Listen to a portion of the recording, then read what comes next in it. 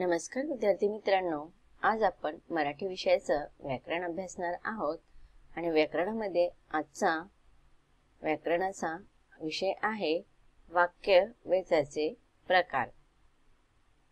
वाक्य व त्याचे किंवा वाक्याचे प्रकार या व्याकरणाच्या भागाचा हा सेशन क्रमांक पहिला आहे। सुरुवातीला आपण वाक्य म्हणजे काय हे जाणून घेऊया। तर वाक्य म्हणजे काय? संपूर्ण अर्थ व्यक्त करणाऱ्या शब्द समूहालाच आपण वाक्य असे म्हणतो। म्हणजे संपूर्ण अर्थ व्यक्त करणाऱ्या शब्द समूहाला वाक्य म्हणतात। आपण काही उदाहरणाद्वारे समजून घेऊया। इथे पहिलं उदाहरण आहे, विवेकला वाचन करायला खूप आवडते। आणि दुसरे उदाहरण आहे, समृद्धीला मोठेपणी वैमानिक व्हायचे आहे। आता ह्या दोन्ही वाक्यांमध्ये वेगवेगळे शब्द आहेत आणि ह्या शब्दांच्या समूहाने मिळून एक संपूर्ण सार्थक किंवा अर्थ व्यक्त करणारे असे वाक्य तयार झालेले आहे। पहिल्या वाक्यामध्ये आपल्याला विवेकला वाचायची खूप आवड आहे हे समजते। म्हणजे विवेकला हा एक वेगळा शब्द आहे, वाचन हा वेगळा शब्द आहे, करायला हा वेगळा शब्द आहे, खूप हा वेगळा शब्द आहे आणि आवडते हा वेगळा शब्द आहे। मग अशा वेगवेगळ्या शब्दांच्या समूहाने एक अर्थ प्राप्त होणारं वाक्य तयार झालेलं आहे। दुसरं वाक्य आहे, समृद्धीला मोठेपणी वैमानिक व्हायचे आहे। यामध्ये सुद्धा समृद्धीला मोठेपणी वैमानिक व्हायचे आहे हे वेगवेगळे शब्द एकत्र येऊन अर्थात शब्दसमूह एकत्र येऊन एक सार्थक असं वाक्य तयार झालेले आहे। यावरून आपण वाक्याचे दोन भाग असतात हे आपण समजतो। वाक्याचे पहिला भाग म्हणजे उद्देश आणि दुसरा भाग म्हणजे विधेय। पण आता उद्देश म्हणजे काय आणि विधेय म्हणजे काय हे आपण समजून घेऊया। इथे तुम्हाला एक उदाहरण दिलेलं आहे, त्याचा मोठा मुलगा दररोज आगगाडीने मुंबईला जातो। तर इथे आपल्याला कोणाबद्दल सांगितलेलं आहे? तर मुलगा, एका मुलाविषयी माहिती सांगितलेली आहे आणि तो मुलगा दररोज कुठे जात आहे? मुंबईला जातो। आणि कशाने जातो? आगगाडीने। म्हणजेच मुलगा हा उद्देश आहे तर तो जातो हे विधेय आहे। त्या व्यतिरिक्त या वाक्यातील त्याचा, मोठा हे शब्द या मुलगा या उद्देशाचा विस्तार करत आहेत। मुलगा कुणाचा आहे? तर त्याचा मोठा मुलगा। म्हणजेच त्याचा मोठा हे शब्द उद्देशाचा विस्तार करत आहेत। त्याचप्रमाणे जातो हे विधेय आहे आणि जातो म्हणजे तो कुठे जातो, केव्हा जातो आणि कशाने जातो। म्हणजेच दररोज जातो, आगगाडीने जातो, मुंबईला जातो। दररोज जात आहे तो, केव्हा जातो? तर दररोज जातो। कशाने जातो? तर आगगाडीने जातो। आणि कुठे जातो? तर मुंबईला जातो। म्हणजेच जातो या विधेयाचा इथे दररोज, आगगाडीने, मुंबईला या वेगवेगळ्या शब्दांनी विधेयाचा विस्तार केला आहे। तर अशा रीतीने उद्देश म्हणजे काय हे आपल्याला समजते। प्रत्येक वाक्यात आपण कोणाबद्दल काही बोलतो म्हणजेच आपण विधान करत असतो। बोलताना आपण ज्याच्याविषयी बोलतो त्याला आपण उद्देश असे म्हणतो। म्हणजेच वाक्यामध्ये ज्याच्याविषयी बोलले जाते ते वाक्यातील उद्देश असते। आता आपण इथे पुन्हा उदाहरणांद्वारे समजून घेऊया। पहिलं उदाहरण आहे, विवेकला वाचन करायला खूप आवडते। तर इथे कुणाबद्दल सांगितलेलं आहे? तर इथे विवेक बद्दल सांगितलेलं आहे। दुसरं वाक्य, समृद्धीला मोठेपणी वैमानिक व्हायचे आहे. तर ह्या वाक्यामध्ये सुद्धा कोणाबद्दल बोलले जात आहे, तर ह्या वाक्यामध्ये समृद्धीबद्दल बोलले जात आहेत. म्हणजेच पहिल्या वाक्यामध्ये विवेकला हा या वाक्यातील उद्देश असणार आहे, तर दुसऱ्या वाक्यामध्ये समृद्धीला मोठेपणी वैमानिक व्हायचे आहे. तर कुणाबद्दल बोलले जात आहेत? समृद्धी बद्दल. म्हणून ह्या वाक्यामध्ये समृद्धीला उद्देश होणार आहे. आता आपण विधेय म्हणजे काय हे समजून घेऊया. ज्याप्रमाणे आपण उद्देशाची व्याख्या तयार केली किंवा उद्देशाची व्याख्या आहे की प्रत्येक वाक्यामध्ये आपण कोणाबद्दल काहीतरी बोलतो, म्हणजेच आपण विधान करत असतो. मग त्या विधानामध्ये बोलताना ज्याच्याविषयी आपण बोलत असतो त्याला उद्देश असे म्हणतो. परंतु उद्देशाविषयी तो जे बोलतो त्याला आपण विधेय असे म्हणतो.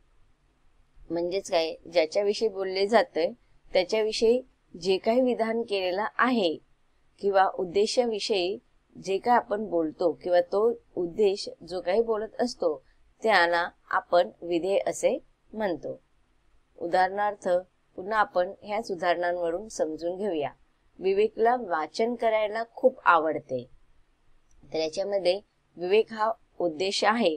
तर उद्देश कशाबद्दल बोलत आहे, तर आवडते, त्याच्या आवडीबद्दल आपल्याला सांगत आहे. त्याचप्रमाणे समृद्धीला मोठेपणी वैमानिक व्हायचे आहे. या वाक्यामध्ये समृद्धी हे उद्देश आहे आणि ह्या उद्देशाविषयी आपल्याला बोलले जात आहे. म्हणजेच आवडते आणि आहे हे ह्या वाक्यातील विधेय आहेत. पुन्हा आपण एकदा समजून घेऊया. विवेकला वाचन करायला खूप आवडते. ह्या वाक्यामध्ये विवेक हे उद्देश आहे, कारण की कोणाबद्दल बोलले जात आहे, विवेक बद्दल. विवेक हा उद्देश आहे आणि ह्या उद्देशाविषयी तो जे काही बोलतो आहे त्याला आपण विधेय असे म्हणणार. म्हणजे विवेक बद्दल आपण बोलत आहोत, त्याच्या आवडीबद्दल आपण बोलत आहोत, म्हणून इथे आवडते हे विधेय असणार आहे. तर विवेकला हा शब्द उद्देश असणार आहे. त्याचप्रमाणे दुसऱ्या वाक्यामध्ये समृद्धीला मोठेपणे वैमानिक व्हायचे आहे.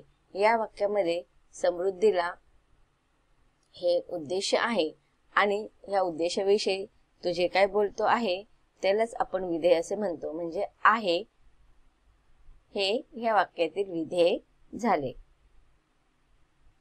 आता आपण मगाशी पाहिलेल्या उदाहरणाद्वारे पुन्हा काही गोष्टी समजून घेऊया. त्याचा मोठा मुलगा दररोज आगगाडीने मुंबईला जातो. या वाक्यामध्ये कोणाविषयी सांगितलेले आहे, तर मुलाविषयी सांगितलेले आहे. म्हणजेच काय, मुलगा हे ह्या वाक्यातील उद्देश आहे.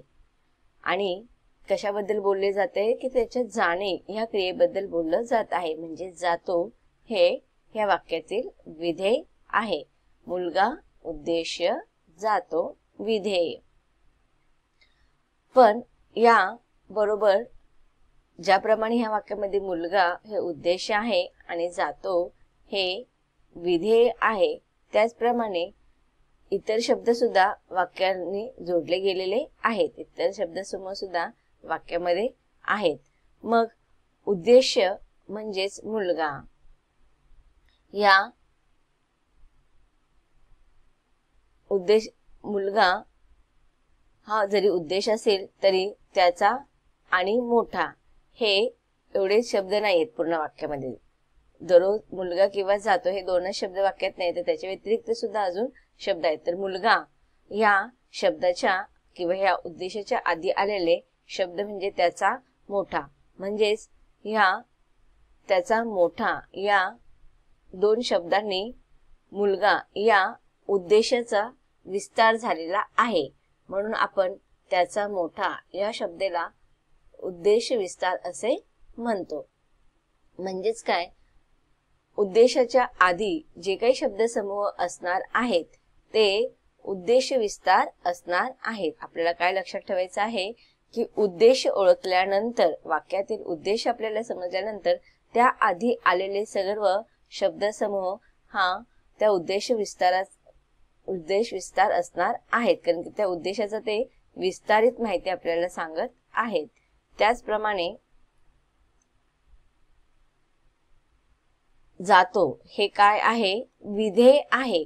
आणि मग उद्देश नंतरचे आणि विधेयच्या आधीचे जे काही शब्दसमूह आहेत, म्हणजेच काय, दररोज, आगगाडीने, मुंबईला, ज्याप्रमाणे तो केव्हा जातो तर दररोज जातो, कशाने जातो तर आगगाडीने जाते, आणि कोठे जातो तर मुंबईला जातो.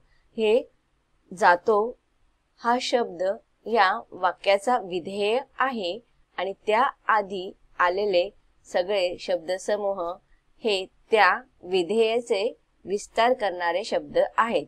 म्हणून आपण दररोज आगगाडीने मुंबईला हे सर्व शब्द समूह विधेयाचा विस्तार करणारे शब्दसमूह आहेत. म्हणून आपण याला दररोज आगगाडीने मुंबईला याला विधेयाचा विस्तार आणि जातो या शब्दाला विधेय असे म्हणणार.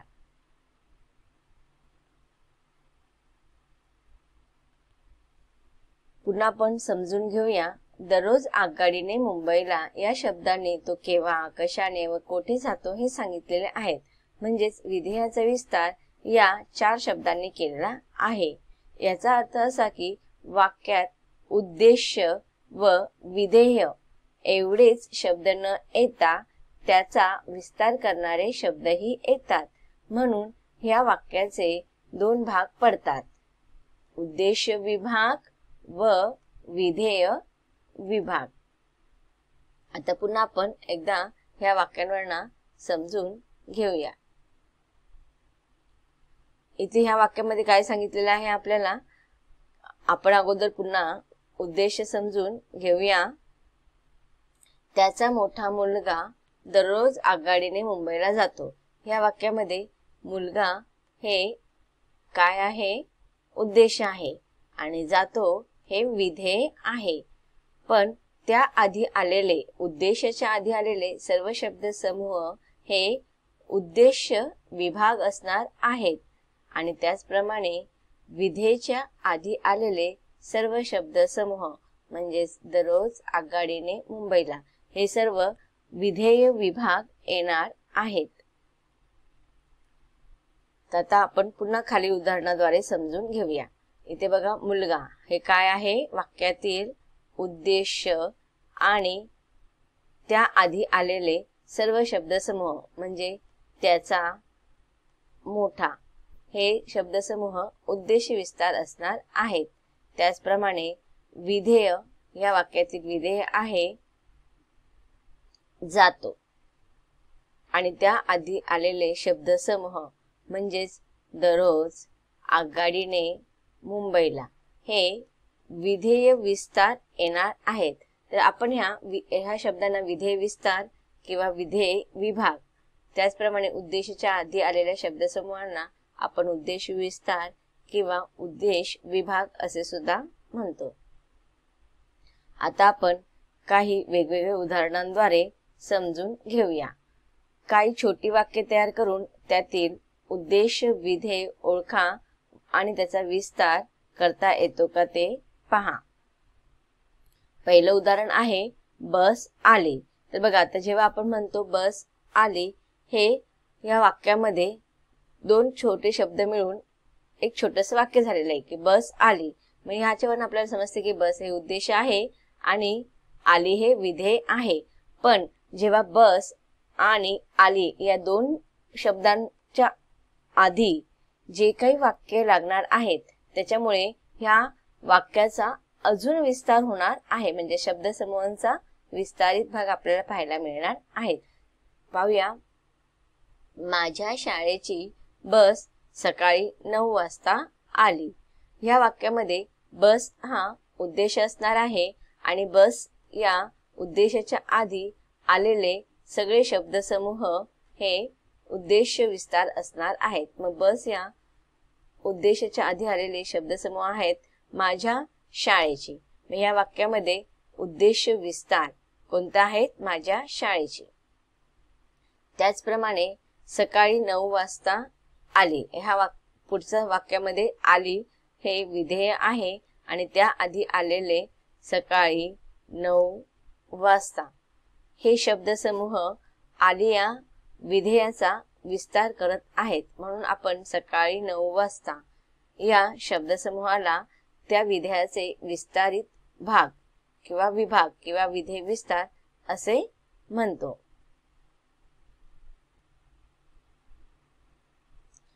तर विद्यार्थी मित्रांनो, आतापर्यंत आपण व्याकरणाच्या या भागामध्ये उद्देश म्हणजे काय, विधेय म्हणजे काय हे विस्तारित रूपाने समजून घेणार आहोत. आता वाक्यातील उद्देश विस्तार आणि विधेय विस्तार या संदर्भातील सगळे उदाहरणांचा आपल्याला सराव करायचा आहे, परंतु तो सराव आपण पुढील भागामध्ये अभ्यासणार आहोत. धन्यवाद.